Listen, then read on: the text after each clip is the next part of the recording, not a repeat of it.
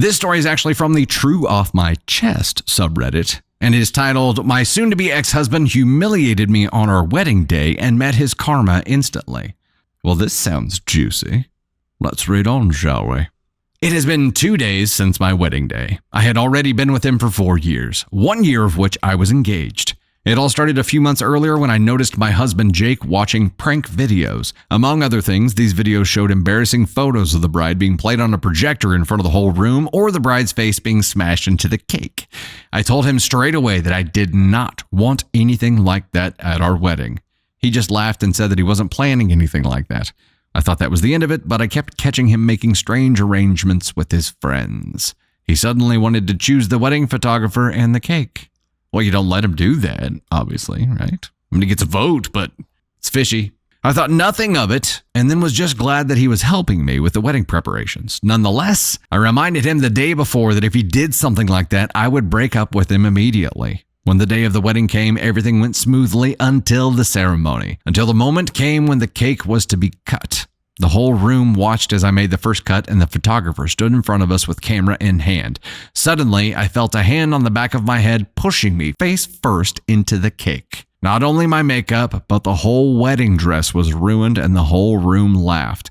My husband the loudest. Wait. So he grabbed the back of her head and didn't like shove the slice of cake into her mouth, took her whole head and okay.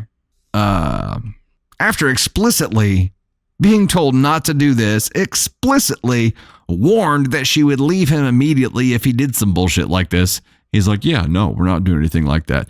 Psych. Did it. You get the Brozo Award for that one as well, because I'm a 13-year-old boy at heart as well. You knew this wasn't going to end well. You were warned, and you thought you could still get away with it somehow? That's the bullshit part here. Like, what? At that moment, the photographer took the photo, and Jake said that this was now our wedding photo. I turned around, slapped him in the face, and ran out of the room in tears. Thank God karma didn't take long to arrive in the form of his own brother. I ran to the toilet and started crying when I suddenly heard loud shouting from the hall. It was his brother, Frank. I could barely understand what he was saying, and when I left the toilet, he was waiting for me. He told me that Jake had something to tell me. Jake was shaking and apologized without looking me in the eye. Frank told him to look me in the eye and apologize again. Even I was a bit scared of Frank at that moment, because I had always thought of him as a kind and gentle man. I had never seen him angry before. Jake apologized again, and then Frank led us back into the hall, which was suddenly very quiet, and most of our families looked down at the floor, a little embarrassed. The festivities were cut short, and I was taken home by Frank because I was too angry with my husband, and I didn't want to see him. During the ride, Frank apologized for blowing up like that. He explained that my husband was horrible even back when he was a brother, and used every special occasion to humiliate Frank. When it was Frank's birthday, my husband would throw his cake at him and break his presents. But back then, their parents always brushed it off. Now we know why he is the way he is, by saying that's just how brothers behave. So he had to endure every humiliation. But when he saw my husband bury my face in the cake, he was fed up because he realized that my husband was just a shit person who got his satisfaction from humiliating others. I asked Frank if he thought it would be an exaggeration if I separated from my husband, and he said no, because according to him, I deserved better. And he didn't care how his brother felt about it because he had brought it upon himself. Then he told me that if I needed help collecting my things, he would help, and gave me his number. And I decided to separate from him and file for divorce, and informed Jake and my family about it. Jake just told me not to do it because it was just a harmless prank. Yeah, so is your divorce. I was spammed by both his family and mine that it would be ridiculous to end our marriage over this, but I see it differently. If he does something like this to me, despite multiple requests not to do it, even after promising me he wouldn't do it, then I can't trust him, no matter what he promises me. I have to assume that the opposite can and will happen, and that he doesn't care at all how I feel about his decisions. This situation can be projected on so many much worse situations where it would be important for me to be able to trust him. His brother Frank seems to be the only one who supports me now, and I will go through with the divorce. Call me humorless, call me what you want, but I have given my reasons. There's an update. There is an update. Let's talk about it for a second, though. This is not about the prank. This is about boundaries. And I'm sure the whole wedding party or all the families don't know that this was discussed several times leading up to this wedding, and that he promised he would not do it several times leading up to the wedding, and that OP had warned him she would leave his ass if he did this shit, and he still went through with it.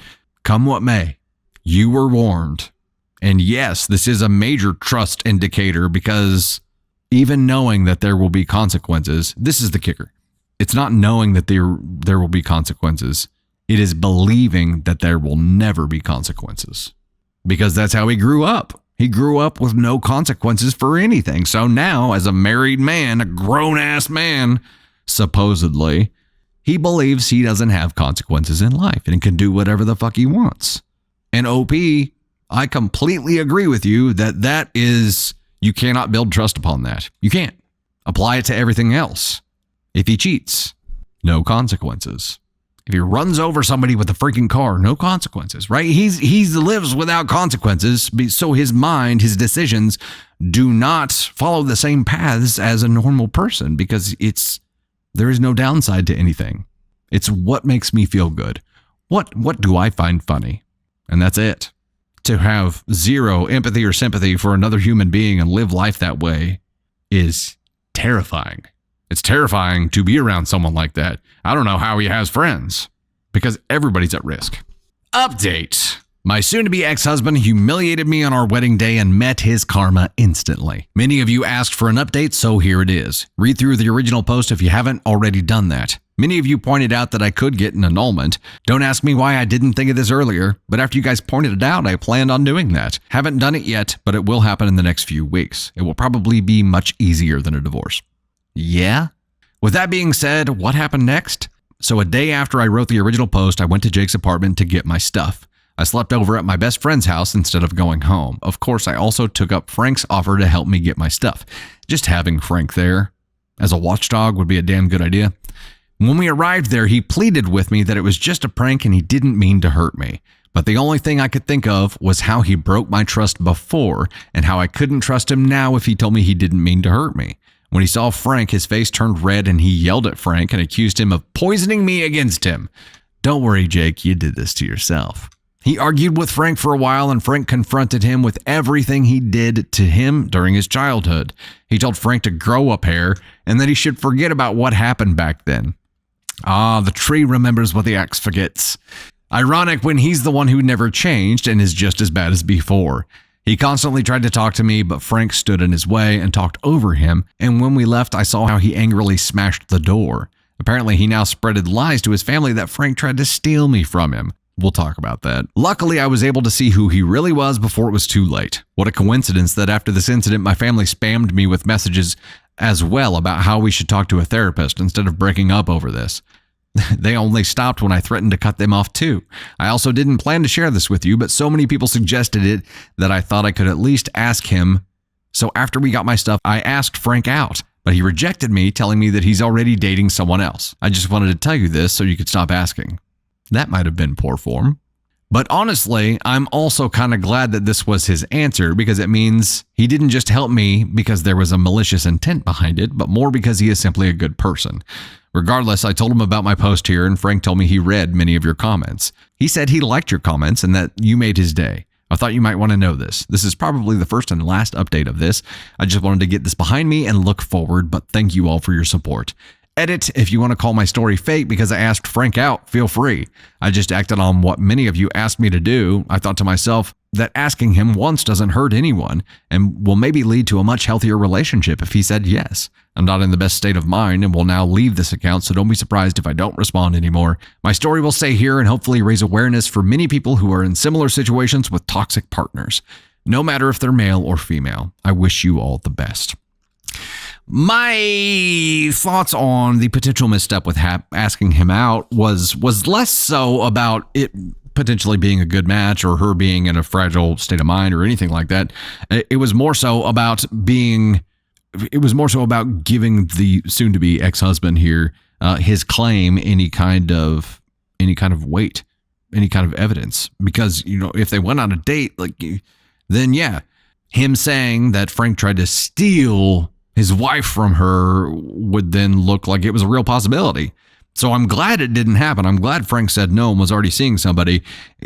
Maybe 5 years down the road, you guys can reconnect and this thing will work out. But this definitely wasn't the right time. And the most dangerous part of all that was that it would give Jake's claim some kind of weight. It is so funny to me that Jake did this. I think that's his name, right? Jake. That Jake was like, oh, if Frank's just trying to steal you from me. Again, it is an inability to accept responsibility. There's zero accountability in Jake's world. So someone else must have done something to make this happen. It sure as shit wasn't him, right? Sure as shit couldn't have been his own actions that caused this. Someone else must be trying to screw him over. And it's got to be Frank. It's got to be.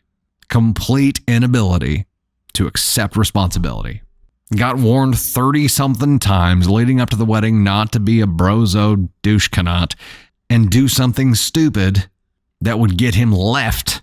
And he went ahead and did it anyway.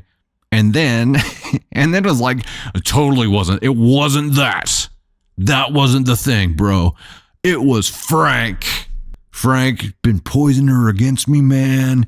Tried to steal her. Like what? You know it was Frank, guys. I'm telling you. It's my brother. He's just mad.